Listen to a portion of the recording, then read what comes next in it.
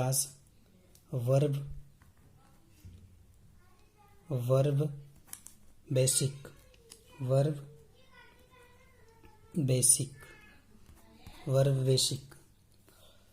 यानी वर्ब हम किसको कहेंगे कि वर्ब किसको समझेंगे कि ये वर्ब है।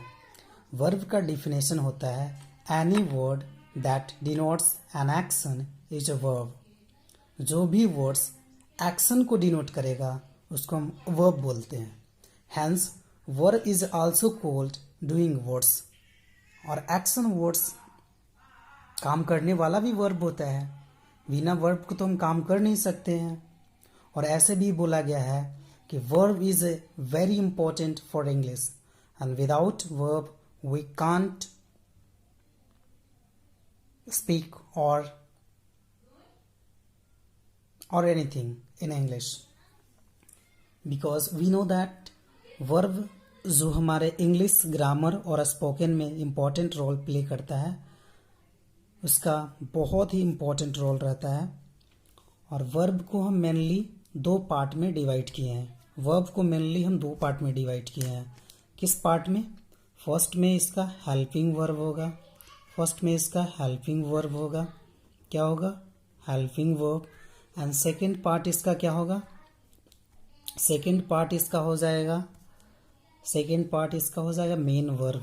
क्या हो जाएगा? सेकेंड पार्ट इसका मेन वर्ब हो जाएगा। सेकेंड पार्ट मेन वर्ब हो जाता है। तो हेल्पिंग वर्ब्स कौन कौन होते हैं? हेल्पिंग वर्ब का मतलब क्या होता है? हेल्पिंग वर्ब कौन कौन होते हैं? हेल्पिंग वर्ब का भी दो पार्ट होते हैं। फर्स्ट पार्ट हेल्पिंग वर्ब का क्या होता है? मॉडल्स होता है। क्या होता है? मॉडल्स होता है। सेकंड पार्ट इसका क्या होता है? सेकंड पार्ट इसका होता है प्राइमरी ऑक्सिलरी वर्ब। इसको शॉर्ट फॉर्म में लिखते हैं ऑक्सिलरी वर्ब। क्या होते हैं? ऑक्सिलरी वर्ब होगा। Auxiliary verb. अब हम देखते हैं कि इसका जो हेल्पिंग वर्ब होता है उसको दो पार्ट में डिवाइड किया गया है। फर्स्ट पार्ट में मॉडल्स, सेकंड में प्राइमरी ऑक्सिलरी वर्ब। और हम जानते हैं कि वर्ब टू टाइप्स होते हैं। वर्ब का कितने प्रकार होते हैं?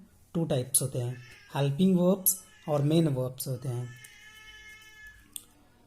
जैसे मॉडल्स का तो आगे इसके यूजेस बताएंगे, क्योंकि ये जो हेल्पिंग वर्ब मॉडल्स है इसका V1 और V2 V3 कभी नहीं होता है। V1 और V2 V3 इसका कभी नहीं होता है। यानी मॉडल्स को हम V1 V2 V3 नहीं बना सकते। यानी मॉडल्स का कोई V फॉर्म नहीं होता है। और सेकंड में प्राइमरी ऑक्सिलरी वर्ब। इसमें क्या क्या होते हैं? जैसे बी हो गया और आपका डू हो गया, हैव हो गया। और ये कैसे एक्ट करते हैं? ये एक्ट करते हैं, they act as both helping verb and main verb. ये मेन वर्ब की भी काम करते हैं और हेल्पिंग वर्ब का भी काम करते हैं। अब थर्ड में चलेंगे मेन वर्ब पर। मेन वर्ब पे चलते हैं तो मेन वर्ब का डिफिनेशन क्या होता है? मेन वर्ब से हम समझते हैं क्या, किसको मेन वर्ब कहेंगे? मेन वर्ब का मतलब होता है the word that expresses an act और occurrence.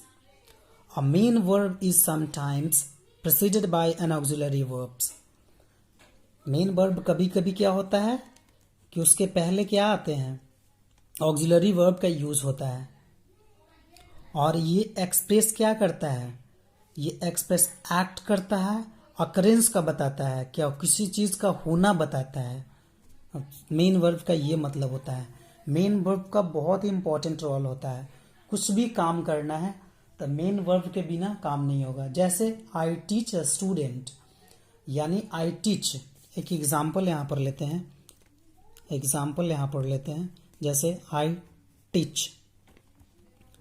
टीच, मैं पढ़ाता हूँ। किसको पढ़ाता हूँ? तो ये तो अंडरस्टूड है कि किसको हम पढ़ाएंगे। जब भी पढ़ाएंगे तो स्टूडेंट को पढ़ाएंगे। स्टूडेंट के पढ़ाएंगे। आई टीच स्टूडेंट, यानी ये वर्ब का फर्स्ट फॉर्म है। फर्स्ट फॉर्म क्यों है? क्योंकि सब्जेक्ट के अनुसार हम मेन वर्ब को हम फॉर्म चेंज करते हैं, यानी सब्जेक्ट आई है।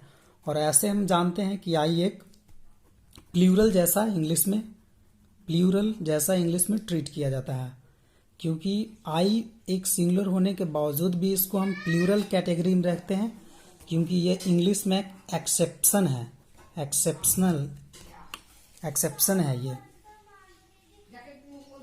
और हम जानते हैं कि ये जो मेन वर्ब है, मेन वर्ब बहुत इम्पोर्टेंट है, और मेन वर्ब को हमें याद करना पड़ता है। मेन वर्ब को याद इसका फॉर्म करना पड़ता है, और बिना याद किए हुए इसका फॉर्म हम इंग्लिश में इसका एरर का क्वेश्चन आता है, और बहुत सारे सेंटेंस में इसका एरर से भी बहुत सारे क्वेश्चन आते हैं।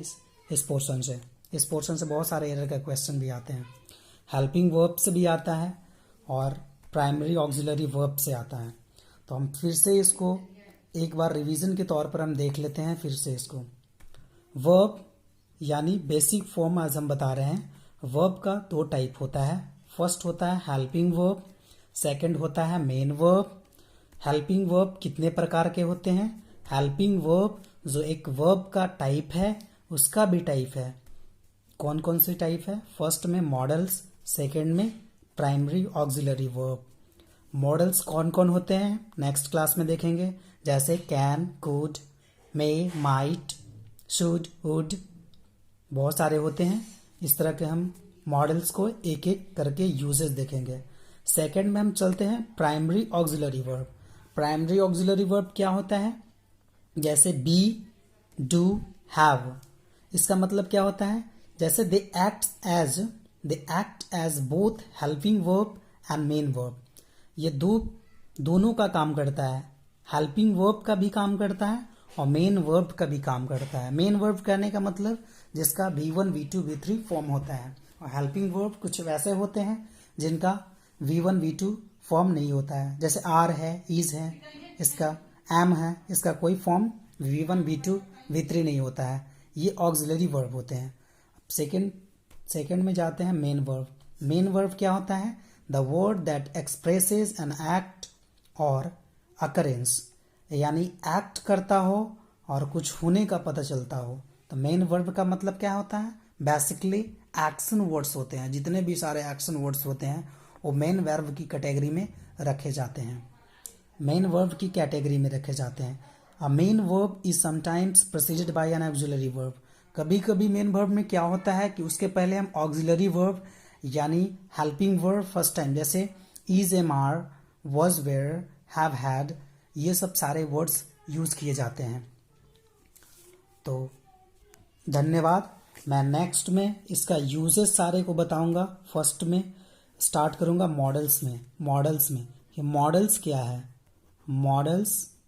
क्या है, इसका यूजेस क्या है, इसका first form, second form, third form होता है या नहीं होता है, और ये कितना इम्पोर्टेंट होता है इंग्लिश में, इसका सारे यूजेस बताएंगे। प्लस कितने सारे क्वेश्चन आते हैं इससे, इसका भी डिस्कशन करेंगे इस टॉपिक को समाप्त होने के बाद।